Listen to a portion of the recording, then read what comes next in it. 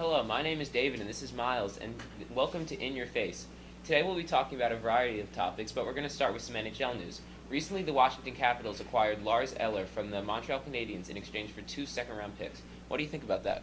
I think this is a great trade for the Capitals. You know, they had centers were struggling towards the end of the season. Depth was working for them, but speed wasn't. They got rid of Michael Latta a few days ago, and Lars Eller has been averaging 15 and a quarter minutes of ice time per game, while Jay Beagle, who he will be replacing on the third line, has only been averaging 14 minutes. Beagle will move down to the fourth line, and Eller will make the third line. He will round out the third line. And just this past year, we learned how important third lines are, as the Penguins primarily won the Stanley Cup off of their third line of Hagelin, Bonino, and Kessel. What do you have to say about this trade? I actually disagree with you because I think they just gave up 2 second-round picks for a player with 26 points last year, when they could have gone out and signed a Michael Grabner, a Lee Stepniak, a player like that for literally league minimum contract, and they could have gotten him for nothing. Those 2 second-round picks could have gone towards a potential rebuild that will need to come in a few years after Backstrom and Ovechkin get old. I think that they have enough centers with Kuznetsov and Backstrom, and the Lars Ellers trade was unnecessary.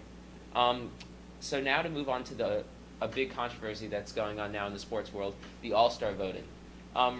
The MLB lets fans pick the starting lineup, but what has been happening recently is teams have been primarily campaigning for their players, and the All-Star game hasn't really been fair. What do you feel about that?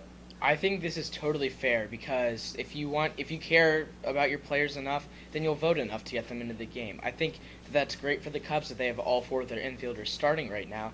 And if people disagree so much, why don't you go vote for your players? I personally think it's a bad decision because think about it. The World Series is dependent on the All-Star game. You have home field advantage dependent on this meaningless game, and that home field advantage can be the outcome of the World Series. If you have a Game 7, you want home field advantage, and that is just a fact. And to have home field determined on the All-Star game is something that shouldn't happen in the MLB. And now on to the football season that's coming up. What is your Super Bowl prediction?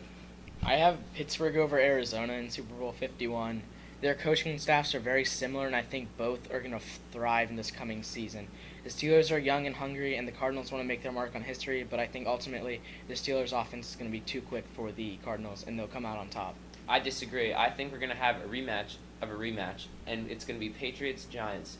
I think the Patriots are going to win because they have Tom Brady, Rob Gronkowski, and they just have a really complete offense and a solid defense. And I think the Giants are going to get there just because there's no real clear favorite in the NFC, and they added so much talent this offseason just by giving people big contracts. And I think they're going to eventually fit together, make a run towards the end of the season, and do what they've done before and get to the Super Bowl.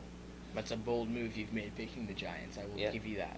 Yep. So that's it for today here on that's it. Oh, shit. On In Your Face, Yeah, I'm Miles, and that's David.